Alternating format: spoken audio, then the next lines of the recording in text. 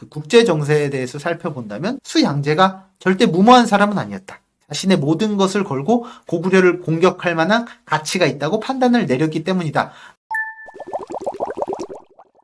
수나라가 무려 400년 만에 중국을 다시 통일합니다. 중국은 그동안 엄청나게 사분오열돼서 찢어지고 지들끼리 치고받고 싸웠잖아요. 이런 중국을 수나라가 400년 만에 하나로 통일하게 되는 거죠.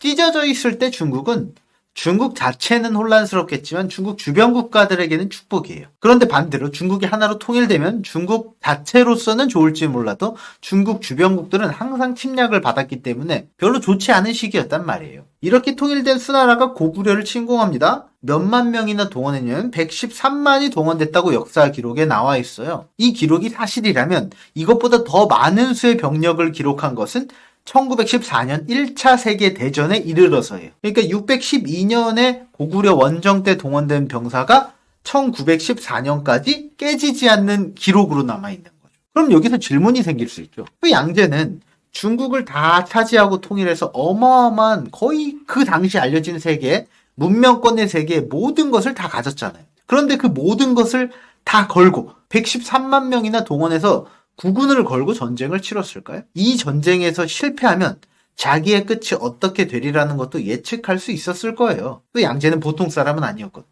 이미 수양제의 아버지 문제 시절에 30만 명의 병력을 동원해서 고구려를 공격했지만 별로 신통치 않았거든요. 그런데 왜 수양제는 이렇게 많은 군대를 이끌고 고구려를 쳤을까요? 고구려는 정말 그렇게 공격할 만한 가치가 있는 국가였을까요? 우리가 중국의 기록에만 익숙해져서 유목민족의 파워를 생각하지 않을 때가 많아요. 참고로 이 지도는 약간 중국 입장에서 국뽕이 많이 들어간 지도이긴 합니다. 한반도 일부도 한나라의 일부로 표시가 돼 있었는데 북방 유목민족의 위치를 파악하기 위한 것이니까 참고로만 봐주시면 좋을 것 같아요. 우리가 생각하는 중국이라고 하면 중원 지방이잖아요. 뭐 황하든지 양자강이든지 이 지역을 낀 농경사회를 중심으로 한 지역인데 중국 역사를 쭉 보면 이런 중원 지역에만 기록이 집중돼 있어서 이 북방의 유목민족의 파워를 간과할 때가 많아요. 근데 남쪽의 농경민족과 북쪽의 유목민족은 거의 대등한 파워를 자랑했단 말이에요. 유목민족이 통일해서 하나의 거대한 세력을 형성한 적도 있었고 그럴 경우 남쪽에 있는 중국 대륙에 있던 나라들이 숙이고 들어와서 복속했던 적도 많았던 거예요. 그래서 중국 한나라 시절부터 유목민족을 달래기 위해서 많은 전략을 쓰기도 했죠. 뭐 차 비단을 바치기도 했고 황제 딸을 보내서 유목민족을 달래기도 했고 그런 식으로 나라를 안정시키기 위해서 유목민족과의 관계 설정이 굉장히 중요했단 말이에요. 근데 그러다가 중국이 쪼개지고 유목민족이 통합되면 중국은 유목민족보다 힘이 약하기 때문에 밑으로 들어갈 수밖에 없는 거예요.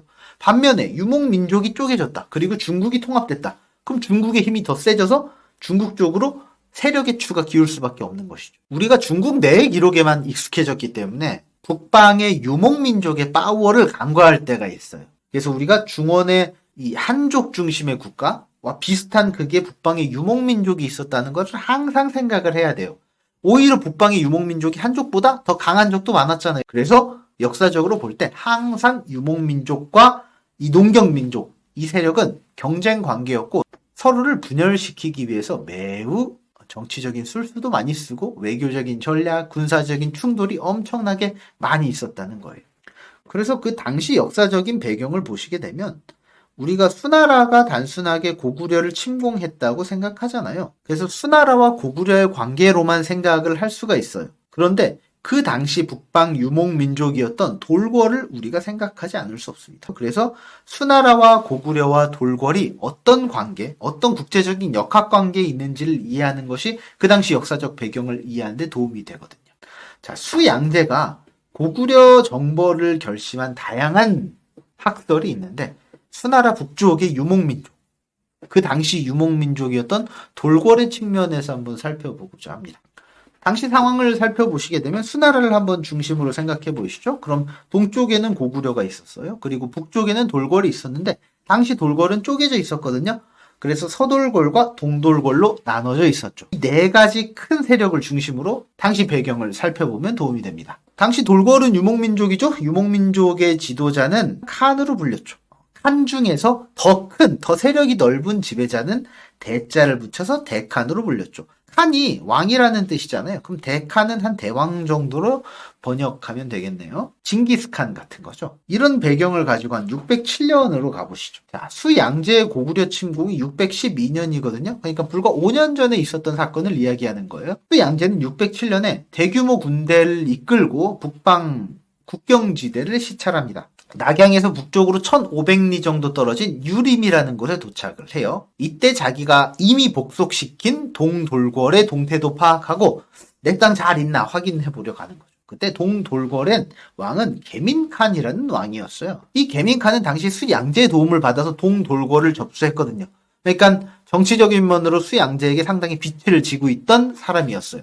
수양제가 오니까 달려나와서 막 엄청나게 낮은 자세로 비벼댑니다. 너무 극진한 예우를 갖추자 수양제가 부담스러워할 정도로 예를 갖추죠. 수양제는 기분이 좋죠. 자기가 중국 본토도 통일한 데다가 북쪽에 그 골칫덩인 유목민족도 딱 안정을 시켰어요. 그러니까 근심할 게 없는 거예요. 자신이 돌궐의 영향력을 행사하는 것도 확인했고 순행의 목표를 200% 달성했다고 생각하죠. 그런데 여기서 문제가 생기는 거예요. 바로 고구려의 사신이에요. 여기 보시게 되면 사마르칸트에 있는 유명한 벽화거든요. 당시 고구려 목장을 한 2명의 사람이 나와 있어요. 여기 사진에 잘 보이진 않는데 머리에 이렇게 깃털을 달아놨고요. 칼도 차고 있고 이 복장이 고구려 사람과 비슷해서 고구려 사신이 여기까지 온 것이 아닌가 추정을 하는 사진이에요.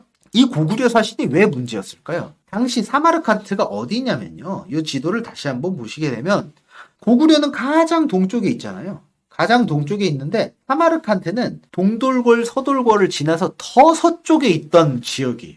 그러니까 고구려가 진짜 사마르칸트에 사신을 보냈다고 하면 가까운 동돌궐, 그리고 좀 더 먼 서돌궐, 그리고 아주 먼 사마르칸트까지 엄청난 먼 거리까지 외교 활동을 전개했다는 뜻이 되잖아요.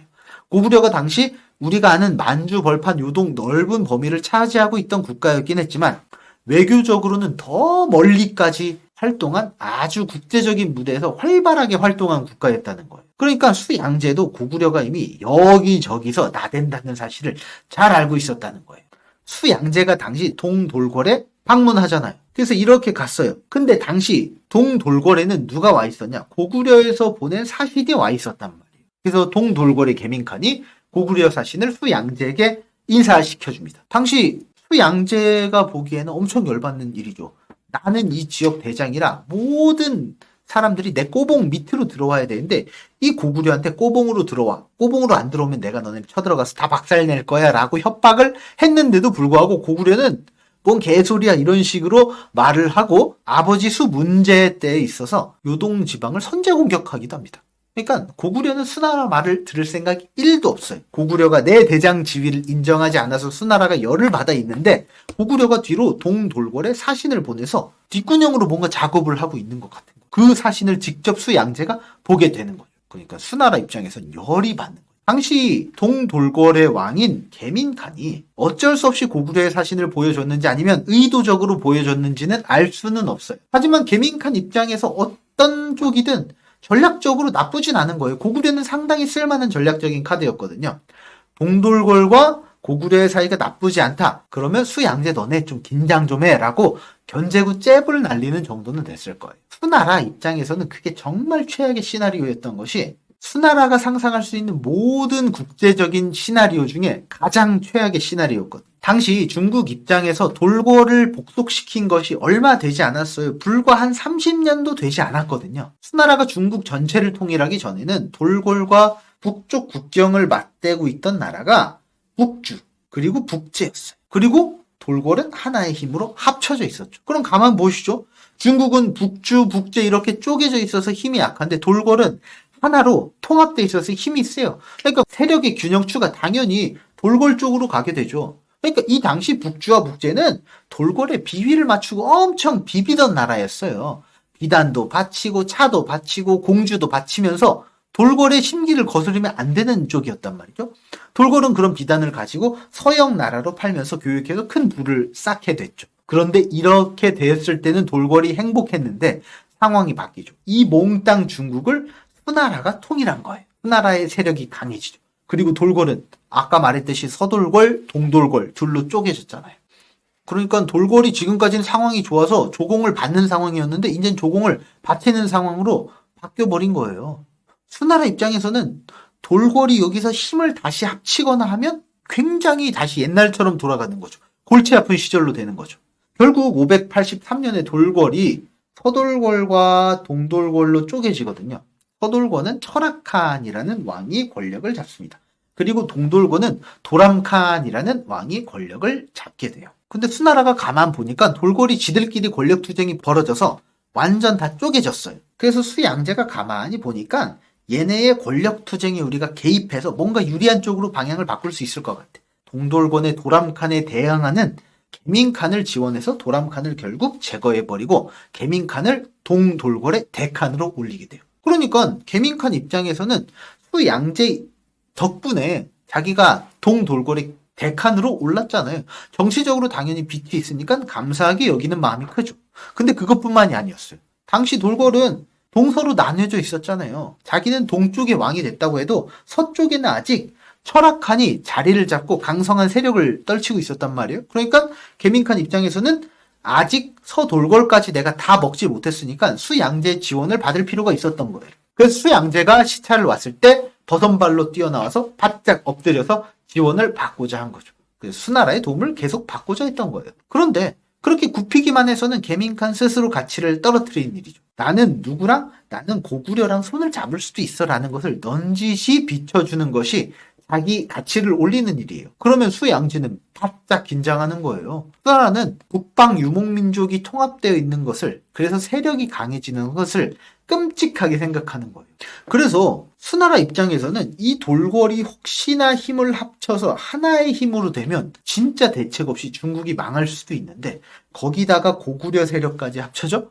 그러면 상상하기 싫은 거예요. 엄청 끔찍한 거예요. 왜? 왜냐하면 30년 전만 해도 중국이 쪼개져 있고 북방 세력이 하나로 뭉쳐져 있을 때 중국은 실제로 북방 민족에게 조공을 바치던 처지였거든요.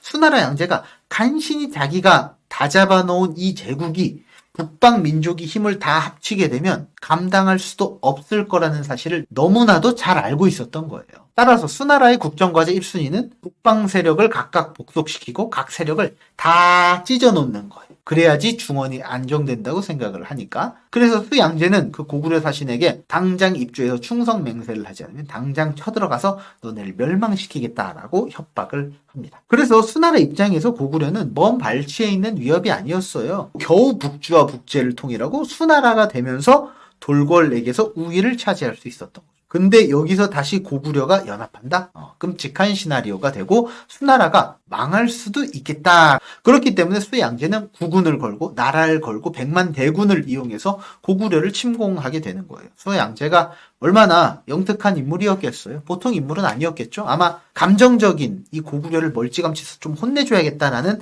단순한 생각을 가지고 고구려를 침공하지는 않았을 거예요. 고구려의 사신을 수양제가 만난 것이 607년이었고 수양제가 고구려를 침공한 것이 612년이었잖아요.